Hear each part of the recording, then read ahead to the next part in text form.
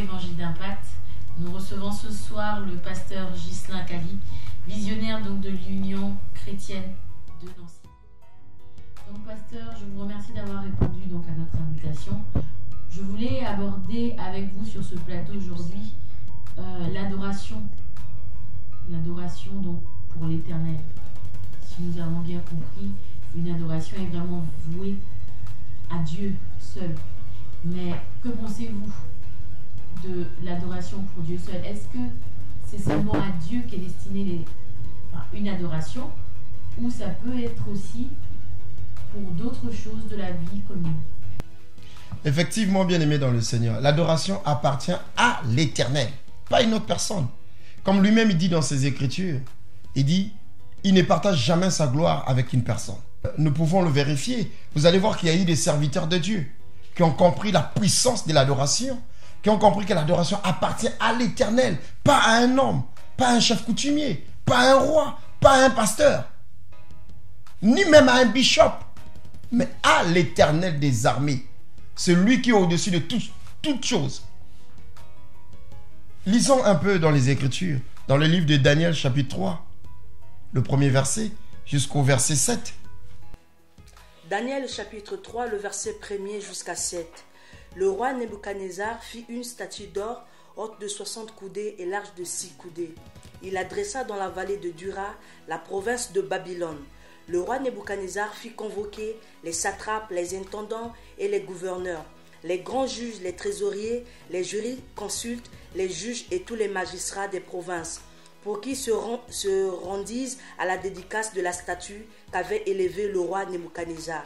Alors les satrapes, les intendants et le gouverneur, les juges et les trésoriers, les jurisconsultes, les juges et les magistrats des provinces s'assemblèrent pour la dédicace de la statue qu'avait élevée le roi Nebuchadnezzar.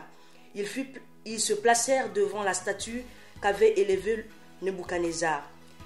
Un héros cria à haute voix, « Voici ce qu'on vous ordonne, peuple, nation, hommes et toute langue.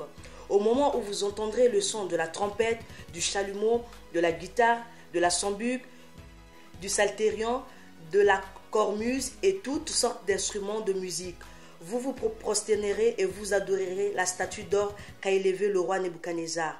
Quiconque se prosternera pas et n'adorera pas sera jeté à l'instant même au milieu d'une fournaise ardente.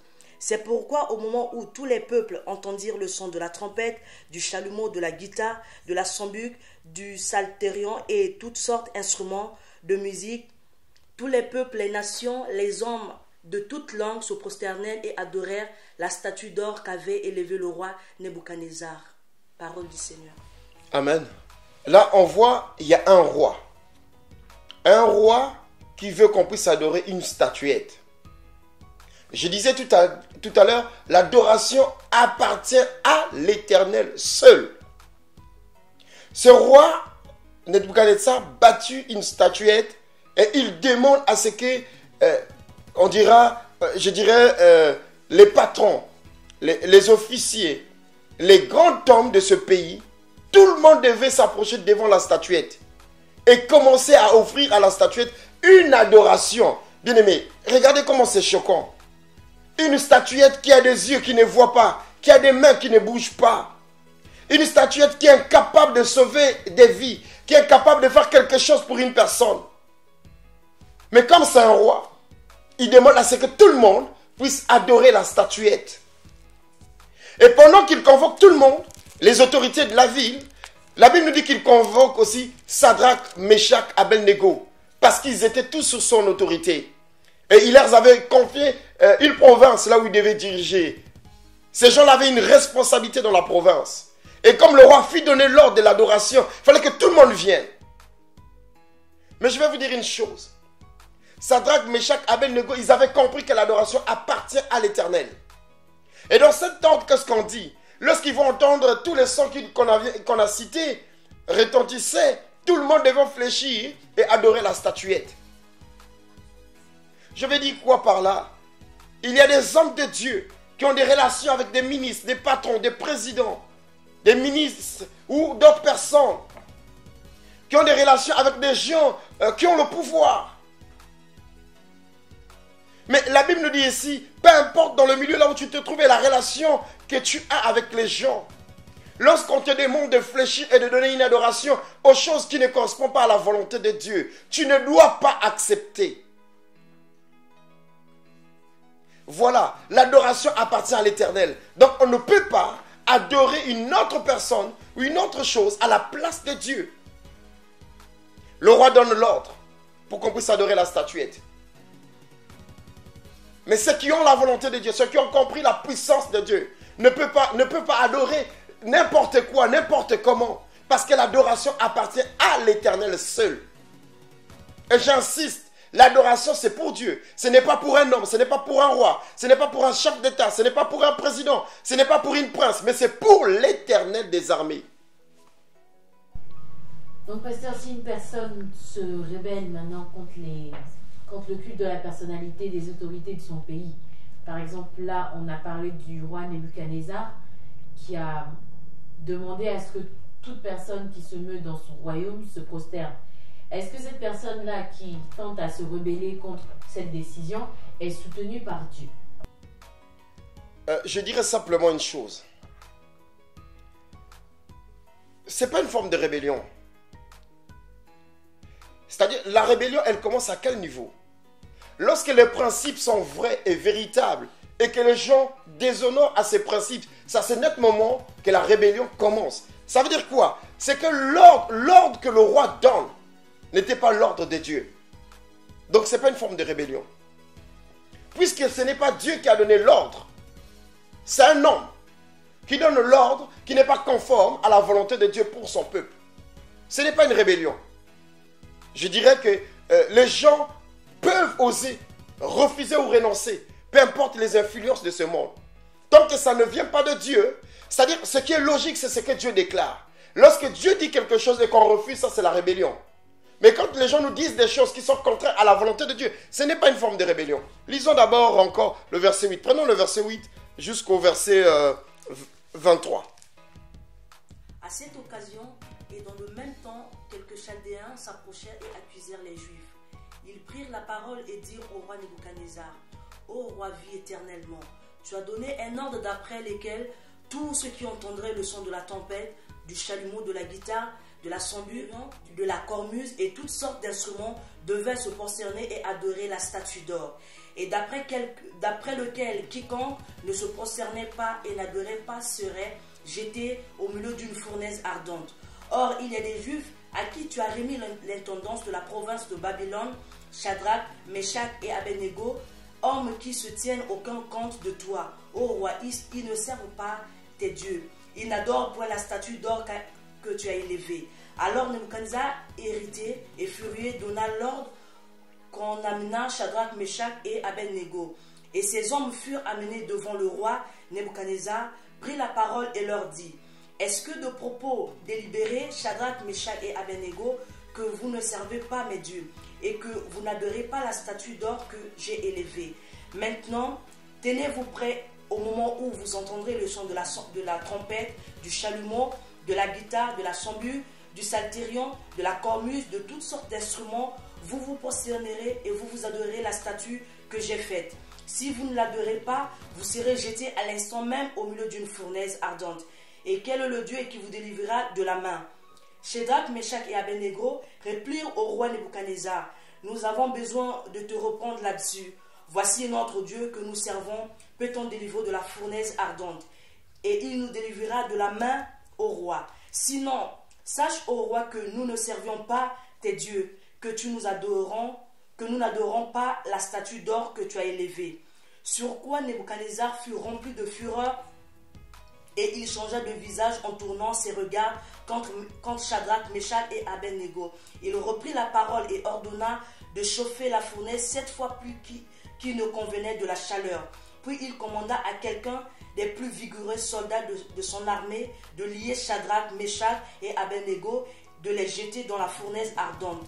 Ces hommes furent liés, leurs caleçons, leurs tuniques, leurs manteaux et leurs autres vêtements et jetés au milieu de la fournaise ardente.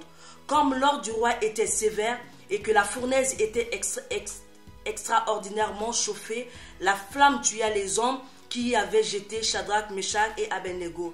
Et ces 3 hommes, Shadrach, Meshach et Abednego, tombèrent liés au milieu de la fournaise ardente. Donc on voit par là les 3 serviteurs qui ont compris que l'adoration c'est pour Dieu. Shadrach, Meshach, Abednego.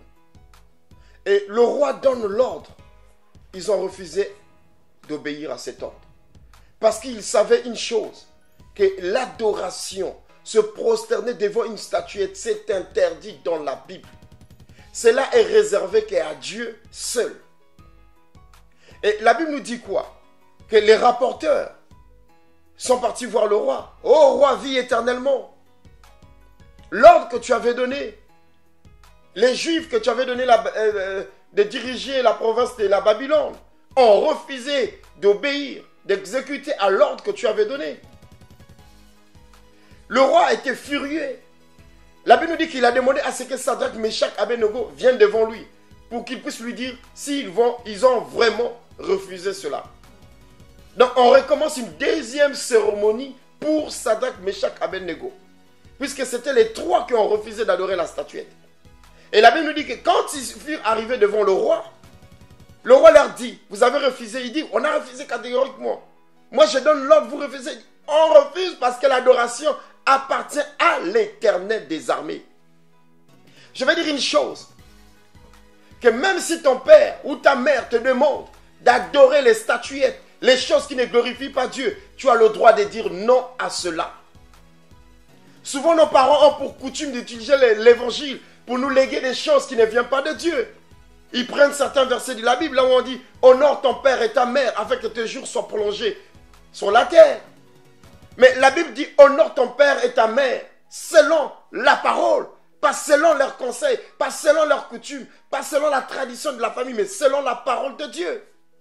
Ton père peut t'emmener dans les cultes de vaudou, d'aller adorer les choses qui ne glorifient pas Dieu. Tu as le droit de dire non parce que cela n'est pas bon devant l'Éternel.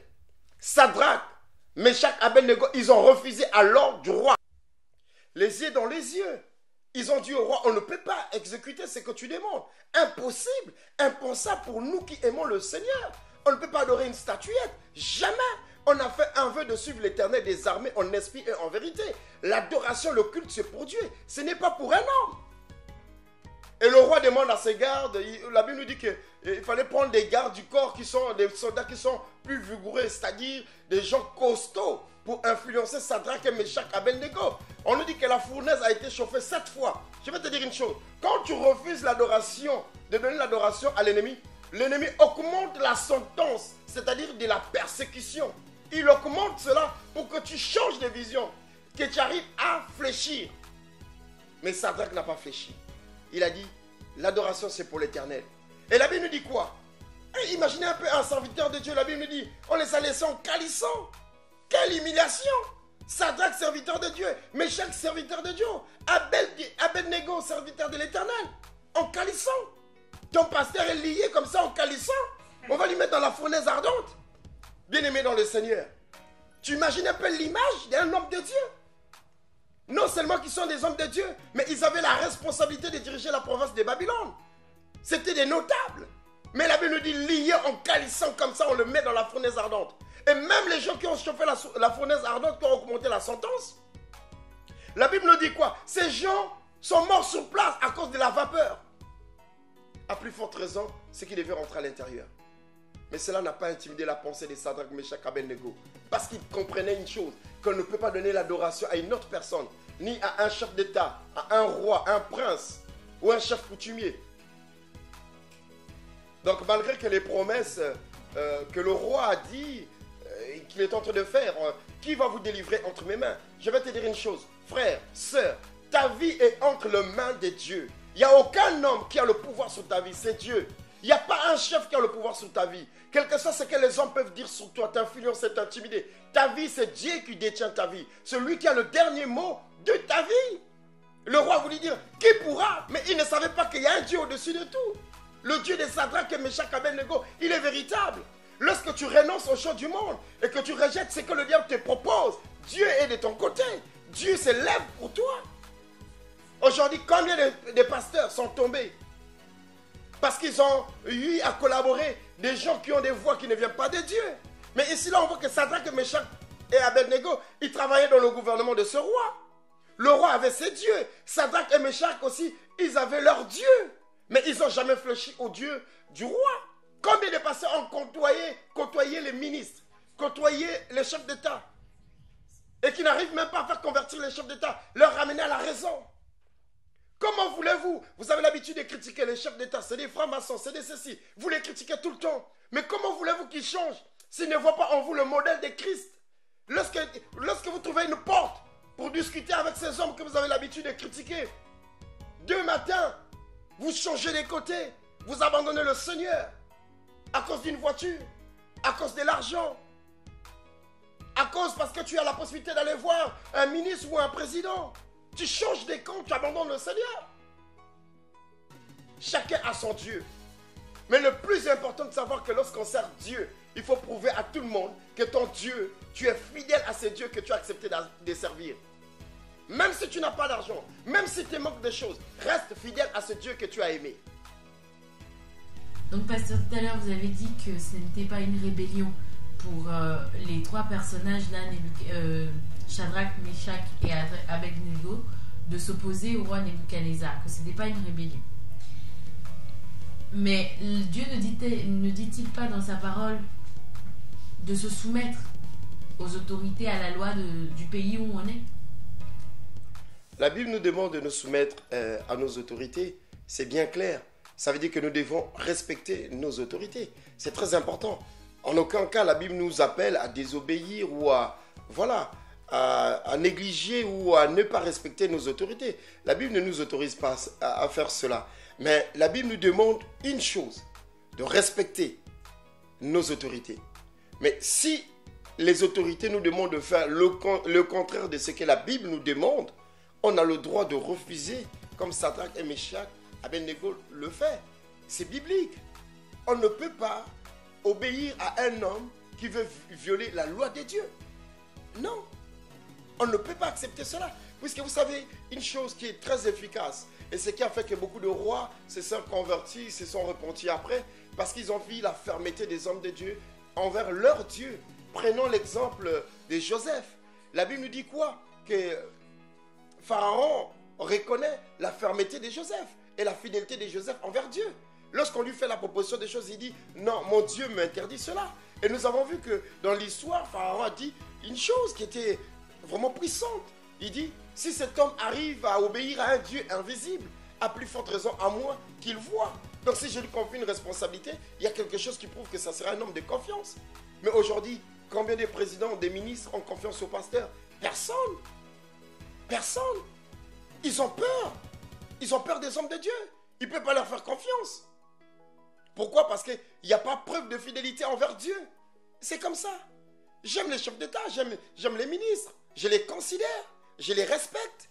Mais eux, ils ont besoin de voir en nous l'image de Dieu. Vous allez remarquer parfois les chefs d'État, ils appellent parfois les pasteurs quand il y a des manifestations, des trucs à faire. Ils appellent les hommes de Dieu. Venez prier. Pourquoi ils le font? Parce que quelque part, ils reconnaissent qu'il y a un Dieu qui existe. Mais ils ont besoin de voir aussi dans la vie de ces hommes de Dieu qu'ils appellent, une certaine maturité et la fidélité dans l'œuvre de Dieu. Ils ont besoin de voir les fruits de Dieu en eux. Et combien des hommes de Dieu? Combien des hommes de Dieu? Si on veut faire convertir un chef d'État, il faudrait qu'il voie en nous le modèle de quelqu'un qui craint et qui respecte Dieu. Parce que lui-même, un chef d'État ou un ministre, la Bible nous dit que tout le monde, le souhait de Dieu, c'est que tout le monde soit sauvé. Prenons 1 Timothée chapitre 2. Cela est bon et agréable devant Dieu notre Sauveur, qui veut que tous les hommes soient sauvés et parviennent à la connaissance de la vérité. Car il y a un Dieu et aussi un seul médiateur entre Dieu et les hommes. Jésus-Christ, homme qui s'est donné lui-même en rançon pour tous. C'est là le témoignage rendu en son propre temps. Donc on voit que Jésus-Christ, son souhait à lui, c'est que les chefs d'État, les ministres, les rois, les princes, que tout le monde soit sauvé. Il le dit au verset 4. Donc on voit que Jésus-Christ, dans son amour, il veut que tous les hommes soient sauvés. Les ministres, les chefs d'État, les princes, les rois. Et il dit qu'il veut que tout le monde parvienne au salut. Donc si un homme de Dieu qui se comporte mal devant un président de la République, qui a un mauvais comportement, un mauvais témoignage, c'est difficile qu'un chef d'État puisse se repentir. On ne doit pas être que des faiseurs, des donneurs de leçons. On doit être des modèles. Et on doit prouver l'exemple que nous sommes vraiment des serviteurs de Dieu. C'est à ce net moment que les choses peuvent bouger. Pasteur, pour les personnes qui disent adorer des images ou des idoles, ou qui se prosternent, ou qui disent dans leur phrase, voilà, j'adore telle statue, j'adore telle chanson, j'adore telle image. Est-ce que tout ça, et même pour certains la Vierge Marie ou les petites statuettes en représentation d'un certain Jésus, est-ce que vraiment ça a un impact, que ce soit dans le spirituel ou dans le physique, de faire ce genre de choses, de faire ce genre de prosternation ou d'adoration? Comme je dis au début, l'adoration appartient à l'Éternel. Vous savez ce qui s'est passé quand les enfants d'Israël sont sortis de l'Égypte? La Bible nous dit que les enfants d'Israël étaient tellement impatients de voir Moïse qui était parti à la montagne pour adorer Dieu. Tellement qu'ils étaient impatients. Et la Bible nous dit qu'ils ont fabriqué une statuette pour l'adorer. En disant, on va faire ces symboles qui représentent notre Dieu qui nous a délivrés. Mais Dieu n'a pas aimé cela. À plus forte raison, les gens qui adorent des statuettes aujourd'hui, ou qui ont la photo de Jésus chez eux, en se disant non, c'est l'image de Christ. Dieu n'aime pas l'idolâtrie. Dieu n'aime pas les personnes qui adorent les statuettes. Dieu n'aime pas l'idolâtrie. Même quand tu le fais, tu te dis je le fais pour mon Dieu, mais tu ne le fais pas pour lui. Dans le monde spirituel, les statuettes, les photos que vous voyez, il y a de l'impact, il y a de l'influence. Parce que vous ne savez pas ce qui se cache derrière ces images que vous adorez. Et j'irai même plus loin à dire, comment on peut adorer Marie? J'ai beaucoup de respect pour cette femme qui a fait naître le Messie. On ne peut pas adorer Marie. On ne peut pas prier Marie. C'est écrit nulle part dans la Bible. Marie elle-même a adoré le Seigneur. Elle a reconnu la grandeur et la puissance de Dieu. Puisqu'elle le dit dans les Écritures. Elle dit, l'Éternel des armées a regardé, a jeté un œil sur la bassesse de sa servante. Et il m'a fait grâce. Marie reconnaît que Dieu l'a fait grâce. Et Marie reconnaît sa bassesse devant l'Éternel. Comment on peut l'adorer? On ne peut pas adorer Marie. Et j'irai plus loin pour dire, il y a des gens qui disent souvent, Marie, Mère de Dieu, priez pour nous pauvres pécheurs. Ou Marie, pleine de grâce. Elle n'est pas pleine de grâce. Elle dit qu'elle a trouvé grâce aux yeux de l'Éternel. C'est Dieu qui est plein de grâce. C'est celui qui est plein de grâce qui peut faire grâce à une personne. Et celui qui est plein de grâce s'appelle l'Éternel des armées. On ne peut pas adorer Marie. On ne peut pas adorer des statuettes. Qu'est-ce que nous dit la Bible par rapport à cela? Regardons un peu dans les livres d'Exode, chapitre 20. Lisons le verset 4, au verset 5. Que nous dit la Bible par rapport à cela? Tu ne feras point d'image taillée, ni de représentation quelconque de choses qui sont en haut dans les cieux, qui sont en bas sur la terre, et qui sont dans les eaux plus bas que la terre. Tu ne te prosterneras point devant elles, et tu ne les serviras point, car moi, Éternel, ton Dieu, je suis un Dieu jaloux, qui punit l'iniquité des pères sur les enfants, jusqu'à la 3e et la 4e génération de ceux qui me haïssent. Donc on voit par là, le fait d'adorer une statuette, le fait d'adorer un homme, le fait d'adorer, je ne sais pas quelle représentation, ça prouve que tu as la haine pour Dieu. Dieu appelle les gens qui adorent les statuettes, il se dit, c'est des gens qui ont de la haine pour moi. Et il dit, il punit l'iniquité de père, de la 1re, 3e jusqu'à la 4e génération. Il dit ici, tu ne pourras jamais te prosterner devant elle. Ou Archange Michel, Michel, je ne sais pas quel saint qu'on peut mettre à la place. Tu ne peux pas te prosterner devant les statuettes, devant les images taillées. Il dit, il n'y a pas de représentation quelconque, quel que ce soit, il n'y aura pas de représentation pour Dieu. Il reste Dieu, il n'a pas besoin de quelque chose qui va le représenter. Tu ne peux pas adorer tout ce que tu trouves sur ton chemin. Tu ne peux pas adorer les photos, les statuettes. Interdiction formelle, dit la Bible. Je le répète, on ne peut pas adorer autre chose que Dieu lui-même. Et c'est pour cela que Sadrach et Meshach et Abednego, ils ont refusé l'adoration. Prenons d'abord, toujours dans le livre de Daniel, prenons d'abord le verset 24, pour terminer, jusqu'au verset 30. Alors le roi Nebuchadnezzar fut effrayé, se leva précipitamment, il prit la parole et dit à ses conseillers: N'avons-nous pas jeté au milieu du feu 3 hommes liés? Ils répondirent au roi: Certainement au roi. Il reprit et dit: Eh bien, je vois quatre hommes sans lien, qui marchent au milieu du feu et qui n'ont point de mal. Et la figure du 4e ressemble à celle d'un fils des dieux. Yes. Ensuite, Nebuchadnezzar s'approcha de l'entrée de la fournaise ardente et prenant la parole, il dit: Shadrach, Meshach et Abednego, serviteurs du Dieu suprême, sortez et venez. Et Shadrach, Meshach et Abednego sortirent au milieu du feu. Les satrapes, les intendants, les gouverneurs et les conseillers du roi s'assemblèrent. Ils vinrent que le feu n'avait eu aucun pouvoir sur le corps de ces hommes, que les cheveux de leur tête n'avaient pas été brûlés, que leur caleçon n'était point endommagé et que l'odeur du feu ne les avait pas atteints. Nebuchadnezzar prit la parole et dit: Béni soit le Dieu de Meshach et le Dieu de Shadrach, Meshach et Abednego, lequel a envoyé son ange et délivré ses serviteurs qui ont eu confiance en lui et qui ont violé l'ordre du roi et livré leur corps plutôt que de servir, d'adorer aucun autre Dieu que leur Dieu. Voici maintenant l'ordre que je donne. Tout homme à quelque peuple, nation ou langue qu'il appartienne, qui parlera mal du Dieu de Shadrach, de Meshach et d'Abednego sera mis en pièces et sa maison sera réduite en état d'immondice, parce qu'il n'y a aucun autre Dieu qui puisse délivrer comme lui. Après cela, le roi fit prospérer Shadrach, Meshach et Abednego dans la province de Babylone. Donc on voit comment la fidélité de Dieu paye. Je disais, Dieu dans son soin, il veut que les rois, les princes, tout le monde soit sauvé. La Bible nous dit que le roi a eu une vision. Regardez lorsque vous êtes fidèle à Dieu, comment Dieu fait des choses extraordinaires. Un roi qui a dit: qui peut te délivrer? Qui pourra vous délivrer? Mais la Bible nous dit ici, il a eu une vision. J'imagine que la fournaise était fermée. Parce qu'imaginez s'il faut chauffer cette fournaise, ça veut dire que ce n'était pas visible à l'intérieur. Rien que la chaleur, l'atmosphère, on ne peut pas voir ce qu'il y a à l'intérieur. Mais la Bible nous dit quoi? Le roi a eu une vision. Il s'est levé précipitamment. Il appelle ses conseillers, il dit: écoutez les gars, on n'a pas jeté 3 personnes dans la fournaise. La Bible nous dit, les conseillers lui disent: mais oui, exactement, c'est ça, roi. Et le roi dit: mais je suis en train de voir à l'intérieur de la fournaise. Les gens se disent: mais comment il arrive à voir à l'intérieur de la fournaise? À cause de la fidélité de Shadrach et Meshach, Abednego, la vie du roi a changé. Dieu lui donne une vision.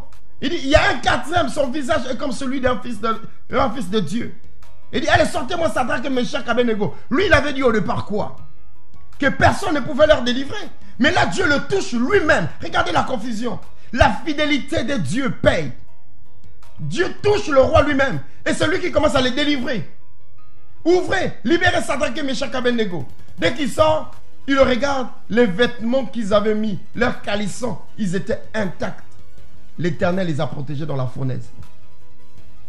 Si le roi avait fait des doutes à leur Dieu, mais preuve de la puissance de l'Éternel, la Bible nous dit que lorsque le roi a vu cela, il était bouleversé. Il a changé de langage. Un ministre peut changer de langage lorsqu'il voit la puissance de Dieu dans ta vie. Un chef d'État est capable de changer de langage lorsqu'il voit la main de Dieu, la preuve de la puissance de Dieu dans ta vie. Ces hommes ont besoin de Dieu, mais ils veulent voir la manifestation de Dieu en nous. La Bible nous dit, quand ils sont sortis, qu'est-ce qu'il a déclaré? Elle a dit: à compter d'aujourd'hui, tout le monde va servir le Dieu de Shadrach, Meshach, Abednego, à cause de la fidélité de Shadrach et Meshach, Abednego. Si ce n'était pas la preuve de la fidélité, personne ne pouvait voir et accepter cela. Le roi qui avait dit: vous devez adorer la statuette, il avait ses dieux. Il a renié ses dieux ce jour-là. Parce que le Dieu de Shadrach, Meshach, Abednego était plus fort et plus puissant. Mais pourquoi nous sommes arrivés à faire convertir un roi? C'est parce qu'il y a eu des hommes, des serviteurs qui n'ont pas voulu donner l'adoration à une statuette et qui ont donné l'adoration à l'Éternel des armées. Pasteurs, frères, sœurs, soyez fidèles à Dieu. Aimez l'Éternel des armées de tout cœur. Servez-le avec fermeté et engouement, que rien ne puisse vous déstabiliser. Ceux qui doutent de vous aujourd'hui, ils finiront par se convertir, par se repentir et de suivre le Seigneur à cause de votre fermeté et votre fidélité. Si vous suivez le Seigneur, beaucoup de gens finiront par comprendre que le Dieu que nous servons, il est puissant et il est véritable. Bon, pasteur Ghislain, maintenant qu'on a compris que l'adoration est vouée à l'Éternel, que pensez-vous maintenant de ces personnes qui se sont laissées corrompre, qui se sont laissées détourner par des pratiques d'idolâtrie devant des statuettes, devant des images, devant des pierres taillées? Que pensez-vous? Quel est le sort qui leur est réservé aujourd'hui? Pour ceux-là qui sont décédés en pensant être sur la bonne voie, en ayant adoré les statuettes, et ceux-là qui restent aujourd'hui cramponnés justement à ce genre de doctrine, et ceux qui justement papillonnent entre les deux évangiles. Quel est le sort aujourd'hui qui est réservé à ces personnes-là? Aujourd'hui, on doit comprendre une seule chose. La parole de Dieu, elle sort pour ramener un peuple à la repentance. Pour ceux qui sont morts, c'est à Dieu seul qui appartient le droit de juger. Mais pour ceux qui sont vivants et qui pensent que les idoles c'est une bonne chose et qui vont écouter ce message, j'appelle à mes frères et sœurs de se repentir et de chercher la face de Dieu. Nous avons vu ici dans Exode 20, le verset 3 jusqu'au verset 5, que Dieu interdit formellement aux gens d'adorer les idoles, les statuettes. Donc ceux qui m'écoutent aujourd'hui, je vous invite à bien méditer ces passages, à bien lire ces passages et réveillez-vous. Cherchez à adorer l'Éternel des armées. Ne restez pas bornés. Ne restez pas là en train de se dire mon père, ma mère, mes parents, mes aïeux, tout le monde a fait ça. Et pourquoi je vais changer? Non, tu dois changer parce que c'est Christ qui est la vérité. C'est Christ qui te demande de renoncer à ces choses. Et ceux qui sont dans les rituels ethniques, j'irai plus loin de dire le vaudou ou les trucs de la tradition, adorer les statues traditionnelles, arrêtez ces choses. Jésus-Christ ne veut pas ces choses. L'Éternel des armées vous appelle à le servir en esprit et en vérité, pas en fléchissant vos genoux devant ces choses. Et je vais dire une chose qui peut choquer plusieurs personnes, mais le but c'est pas de choquer. J'irai même plus loin de dire que même les gens qui ont l'habitude de s'agenouiller pour demander la main à son épouse pour le mariage, mais c'est interdit ces choses. La Bible dit tout genou fléchit devant la face de l'Éternel. On n'est pas obligé de s'agenouiller pour demander la main de son épouse. Tout genou fléchit devant la face de l'Éternel. Oui, j'adore ma femme, j'adore manger. L'adoration, c'est pour Dieu. Il faut adorer l'Éternel des armées. Pas un homme, pas une nourriture, pas une femme. Revenez à l'Éternel. Jésus vous aime tellement. Et c'est pour cela qu'il vous envoie ce message. Parce qu'il a besoin que vous rentrez dans sa lumière. Soyez éclairés au nom de Jésus. Frères et sœurs, Jésus-Christ de Nazareth a donné sa vie pour nous. Parce qu'il nous aime. Je pense que ce message sera un sujet de joie pour toi. Et va te ramener à réfléchir et à se repentir pour le suivre. Il n'est pas trop tard pour toi. La Bible nous dit, voici je me tiens à la porte et je frappe. Si quelqu'un entend ma voix qui l'ouvre, j'entrerai chez lui, je souperai avec lui et lui avec moi. Voici Jésus qui frappe devant ta porte parce qu'il a besoin de souper avec toi. Il a besoin d'être ton ami. Et je crois qu'à travers ce message, Jésus rentre dans ton cœur et qu'il est devenu le meilleur ami de ta vie. Que Dieu vous bénisse. Nous allons prier pour les frères et sœurs qui sont sous l'idolâtrie ou qui sont sous l'influence des adorations qui ne plaisent pas à Dieu, ou les hommes de Dieu qui se sont égarés aussi, que le Seigneur puisse se souvenir d'eux et qu'il le ramène dans le droit chemin. Prions. Seigneur, nous bénissons ton nom. Nous faisons appel à toi, Seigneur, parce que ton peuple a besoin de toi. Ton peuple a besoin, Seigneur, au Père, de vivre ta gloire. Ton peuple a besoin, Seigneur, d'être dans la lumière. Ton peuple a besoin de suivre réellement la grandeur et la puissance de Dieu. Seigneur, s'il te plaît, rachète les vies, touche le cœur, délivre les personnes, au Père. Délivre ton peuple que tu as créé à ton image et à ta ressemblance. Seigneur, nous te supplions. Nous déclarons simplement que les vies soient sauvées, Seigneur, et que les gens viennent à toi parce que tu es le véritable Dieu. Nous déclarons que tout ce qui était lié, Seigneur, sur l'idolâtrie, sur les trucs ethniques, Seigneur, qu'ils soient délivrés. Au nom puissant de Jésus, nous appelons au Saint-Esprit de toucher, de guérir, de délivrer au nom de Jésus. Merci, Éternel des armées. Merci, Yahvé Dieu. Délivre nos frères et sœurs. Délivre nos frères et sœurs. Délivre nos pasteurs. Délivre nos autorités. Délivre nos présidents de la République, nos ministres. Délivre nos rois, nos princes, Seigneur. Parce que tout le monde a besoin de toi. Tout le monde a besoin de parvenir au salut. Nous te supplions, Seigneur. Manifeste ta gloire par le nom de Jésus. Nous t'avions ainsi prié. Gloire et louange à toi, Seigneur.